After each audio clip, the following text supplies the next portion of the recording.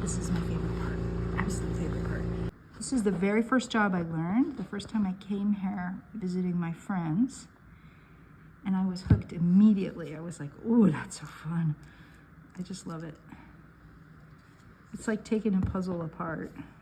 Sometimes little bits of the leaf stay in there. If it's a big one like that, I'll bring it out now. If it's like a small tip, I'll leave it and we clean it up later. This is the bare clay that you see showing here, and this is the slip, and eventually the whole thing will have clear glaze over it. This will be blue, this will be tan. In production day, we'll do about 10 rounds of these. You have to be careful not to gouge into the clay, just have to get the little bit of leaf. And I noticed this leaf came apart. The leaves get kind of fragile in the freezing. It's why the fresh leaf season, when we're working with things that have just been picked in the morning, is really the fun time. You get a lot better leaf definition from fresh leaves.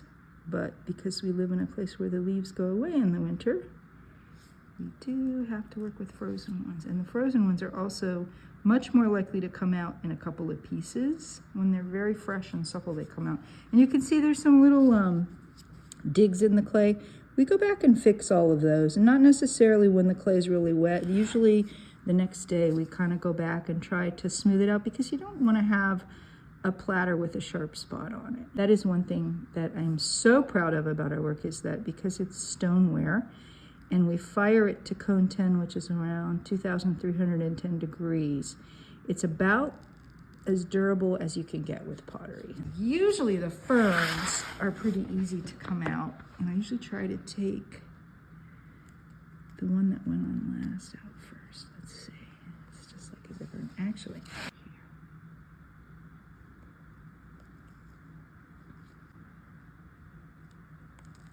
ooh, there we go. And this one. So picky. It's fun. And the last one. They come over here on these boards, and the large ones can just go on to the shelf.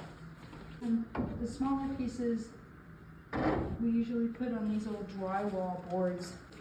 And we have tape around them because you don't want to get the plaster from the drywall into the clay. Plaster and clay don't mix very well. These will stay like that. These are some pieces that I made last week.